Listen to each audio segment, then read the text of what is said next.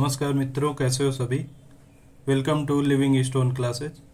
आज से हमारा करंट अफेयर का ये पहला सेशन स्टार्ट होगा और हम लोग मई माह का पूरा करंट अफेयर कंप्लीट करेंगे। और आपको ये सोर्स बता दे रहा हूँ कि हम लोग करंट अफेयर कहाँ से कंप्लीट करेंगे। ये हम लोग जो पतली वाली क्रॉनिकल मैगजीन होती है उसी से का हम लोग कंप्लीट करेंगे। और मुझे लगता है कि ये मतलब आरओ और पीसीएस प्री के लिए पर्याप्त होती है। और हम लोग लास्ट में जब भी घटना सारी आई दृष्टि आँख वाली आ जाएगी, हम लोग उसको भी कवर करेंगे। और हम लोग पूरी 8 से 9 माह की मैगजीन कवर करेंगे। तो चलिए शुरू करते हैं हम लोग, है ना। तो देखते हैं, ग्रीन हाइड्रोजन पॉलिसी को मंजूरी अभी दी गई है उत्तर प्रदेश सरकार द्वारा। इस पे उन्होंने लक्ष्य रखा है कि 2028 तक सालाना 10 lakh metric tonne green hydrogen उत्पन्न करने का लक्ष्य रखा है। तो किसने? उत्तर प्रदेश सरकार ने। अब देखते हैं त्रिनेत्र ऐप 2.0 के बारे में। तो ये क्या है? ये एक डिजिटल प्लेटफॉर्म है जो कि उत्तर प्रदेश पुलिस द्वारा संचालित किया जाएगा, जिसका मेन उद्देश्य अपराधों की रोकथाम और जांच के लिए अपराध संबंधी जानकारी, इनपुट और पहुंच शामिल करना। जिसमें क्या हो, जिसमें इस ऐप में होगा अपराध इतिहास की पूरा मतलब ब्यौरा होगा और एफआईआर का पूरा डिटेल होगा। चलिए नेक्स्ट देखते हैं। दक्षिण एशिया की सबसे बड़ी गोला बारूद सुविधा अभी कानपुर में शुरू की गई है। और ये किसके सहयोग से शुरू की गई? ये Adani defence and arrow space द्वारा शुरू किया गया है। और ये प्राइवेट सेक्टर में भारत का इस प्रकार का पहला कदम है। तो ये चीज़ आप याद रखिएगा अच्छे से। ग्रामीण महिलाओं को कृषि ड्रोन का प्रयोग करने की ट्रेनिंग दी गई है। और ये भारतीय प्रधानमंत्री नरेंद्र मोदी ने इन्होंने मतलब इसका उद्घाटन किया था। और ये कहाँ पे आयोजित किया गया था? ये फूलपुर प्रयागराज में। जो भी प्रयागराज से होंगे वो लोग जानते होंगे। तो ये जो कार्यक्रम है, तो ये नमो ड्रोन दीदी कार्यक्रम के जरिए स्वयं सहायता समूह से जुड़ी महिलाओं को खेती के काम आने वाला ड्रोन चलाने का प्रशिक्षण दिया जा रहा है। तो याद रखिएगा इसको कि कहाँ पे दिया जा रहा प्रशिक्षण? फूलपुर, मतलब दिया जा चुका है।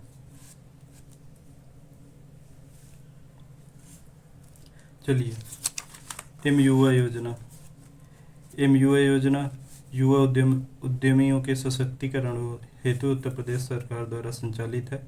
इसका उद्देश्य है नवाचार और स्वरोजगार को बढ़ावा देने हेतु ब्याज मुक्त ऋण की पेशकश करना, जिसकी सीमा है इसकी इन्होंने एक सीमा रखी है कि सरकार द्वारा 5 लाख तक की परियोजना के लिए ब्याज मुक्त ऋण प्रदान किया जाएगा। इस पे उन्होंने 2024-25 में बजट में राज्य सरकार ने 1000 करोड़ रुपए का प्रावधान भी किया है। हाँ, एक चीज़ और याद रखिएगा, ये माननीय योगी जी की महत्वाकांक्षी योजना है। नेक्स्ट,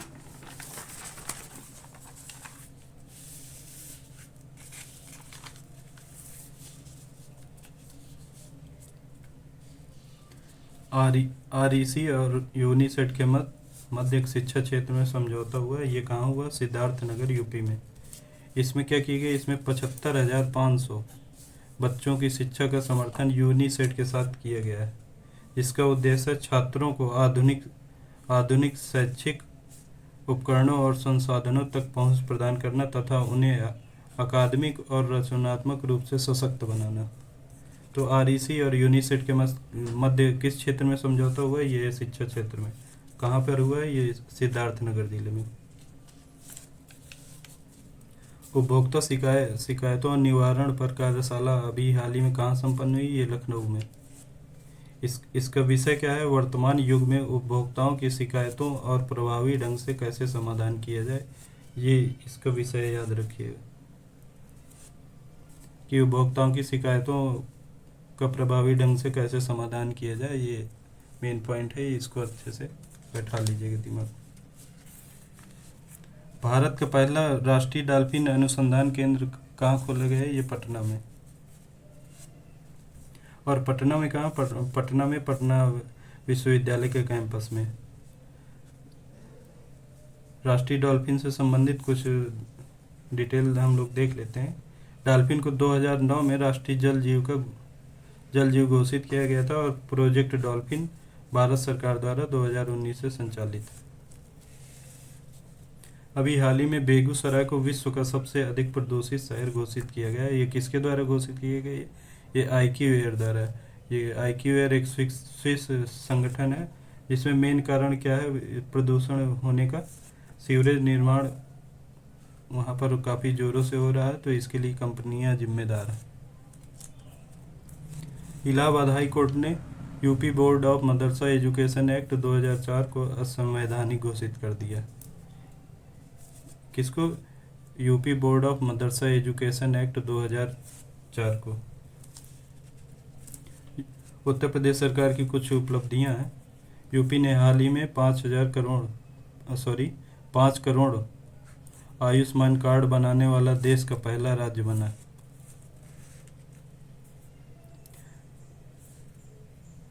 CBG प्लांट कहाँ लगाया जा रहा है? ये हमारे उत्तर प्रदेश के गोरखपुर शहर में, जिसका लोकार्पण किया गया मुख्यमंत्री योगी आदित्यनाथ जी द्वारा।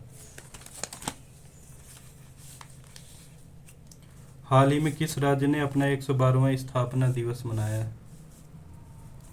तो ये मनाया गया है बिहार राज्य द्वारा। बिहार को 1912 में बंगाल से अलग करके एक नए राज्य का गठन किया गया था। तो बिहार राज्य का स्थापना दिवस कब होता? 22 मार्च को, याद रखिएगा। नेक्स्ट है, विश्व की पहली वैदिक घड़ी। हमेशा चाहे भारत का हो, चाहे राज्य का हो, चाहे विश्व का, तो पहला हमेशा हम लोग को याद रखना है। एग्जाम में 2-3 क्वेश्चन जरूर मिलेंगे आपको करंट अफेयर से। तो विश्व की पहली वैदिक घड़ी का उद्घाटन कहाँ किया गया है? ये उज्जैन में। उज्जैन यानी मध्य प्रदेश, सभी जानते होंगे। मातारी वंदन योजना ये कहाँ शुरू की गई? ये छत्तीसगढ़ राज्य में। इस योजना में विवाहित महिलाओं को प्रति माह 1 लाख रुपए की राशि डीबीटी यानी डायरेक्ट बेनिफिट ट्रांसफर के माध्यम से हस्तांतरित की जाएगी। इसमें कौन सी महिलाएं पात्र होंगी? वो सभी महिलाएं जिनकी उम्र 1 जनवरी 2024 को 21 वर्ष से अधिक हो गई होगी, वो सभी महिलाएं पात्र होंगी। इससे राज्य की 70 लाख महिलाएं लाभान्वित होंगी। प्रोजेक्ट ओडीसर्व क्या है? यह एक 100 घंटे का व्यापक प्रशिक्षण कार्यक्रम है और ये उड़ीसा के संबलपुर में चलाया गया है, जिसका उद्देश्य है प्रशिक्षण कार्यक्रम दक्षताओं को बढ़ावा देना, उड़ीसा की युवा शक्ति की रोजगार क्षमता को बढ़ावा देना। अभी हाल ही में किस राज्य सरकार ने महिला नीति का अनावरण किया? तो ये किया है महाराष्ट्र सरकार ने। और कब किया? ये अंतर्राष्ट्रीय महिला दिवस के मौके पे 8 मार्च को। महाराष्ट्र महिला नीति शुरू करने वाला पहला राज्य है, ये याद रखिएगा कि महिला नीति शुरू करने वाला पहला राज्य कौन सा है? तो ये है महाराष्ट्र। विश्व की सबसे प्रदूषित राजधानी नई दिल्ली, जानते होंगे सभी। किसके द्वारा? ये भी स्विस संगठन IQAir द्वारा वायु गुणवत्ता, इस पे इन्होंने बताया कि वायु गुणवत्ता 2023 में सबसे खराब श्रेणी की थी नई दिल्ली में। अरुणाचल प्रदेश का 27वां जिला बीचोम, ये उतना इम्पोर्टेंट नहीं है, बस पढ़ लीजिए इसे।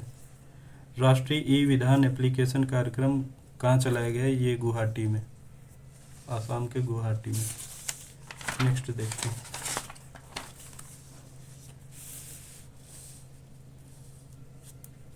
सिक्किम का पहला रेलवे स्टेशन। नॉर्थ ईस्ट हम लोग के लिए हमेशा से इम्पोर्टेंट रहा है, तो याद रखिएगा कि सिक्किम का पहला रेलवे स्टेशन तो ये है रंगपो। रेड फेस्ट कहाँ आयोजित किया जाता है? तो ये शिलोंग में। अभी मतलब ये नैको इंडिया के नेतृत्व में रेड फेस्ट का आयोजन किया गया। इसका पूरा नाम क्या है? Red fest the north east multimedia अभियान। उद्देश्य क्या है इसका?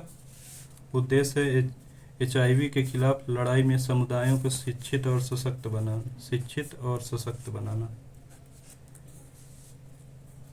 नेक्स्ट देखते हैं, इंदिराम्मा आवास योजना कहाँ चलाई जा रही है? ये तेलंगाना में। इस पे तेलंगाना सरकार 5 लाख रुपए का वित्तीय सहायता प्रदान करती। देश का पहला सरकारी स्वामित्व वाला ओटीटी प्लेटफॉर्म, ये कौन सी राज्य सरकार है? ये केरल। केरल हमेशा इस तरह काम करता रहता है। और इस ओटीटी प्लेटफॉर्म का नाम क्या है? इसका नाम है सी स्पेस। 30 मार्च 2024 को राजस्थान ने अपना 75वां स्थापना दिवस मनाया। तो पूछ सकता है कि अभी हाल ही में किसने अपना 75वां स्थापना दिवस मनाया? तो ये है राजस्थान। विक्रमोत्सव 2024 का आयोजन कहाँ किया गया? तो ये किया गया उज्जैन में। चापचर कूट, चापचर कूट क्या है? ये मिजोरम का सबसे भव्य त्यौहार है, याद रखिए। जो कब आयोजित किया गया? ये झूम कृषि के सबसे कठिन कार्य के पूरा होने के बाद।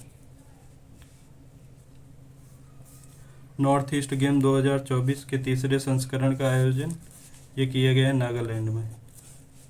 इम्पोर्टेंट है, याद रखिएगा। निंगलम नलमा योजना किस राज्य सरकार द्वारा चलाई गई? ये चलाई गई तमिलनाडु राज्य सरकार द्वारा। लाभार्थी, ये निंगलम नलमा योजना क्या है? ये लाभार्थी आउटरीच कार्यक्रम है, इसको भी अच्छे से याद रखिए। तभी महोत्सव ये हमारे जम्मू कश्मीर में मनाया जाता है। शिखा रिफॉर्म, शिखा रिफॉर्म एक ऑनलाइन शिक्षण मंच लॉन्च किया गया है, जो गुजरात सरकार द्वारा लॉन्च किया गया है। अभी हाल ही में अहमदनगर ज़िले का नाम अहिल्या नगर कर दिया गया है। अहमदनगर ज़िला कहाँ है? यह है महाराष्ट्र में। तो ऐसे ही हम लोग पूरा मई माह का करंट अफेयर 5 से 6 वीडियो में कंप्लीट कर देंगे। इसको आप याद रखिएगा। और इसकी PDF हम लोग टेलीग्राम में शेयर कर देंगे। Thank you. जय हिंद, जय भारत।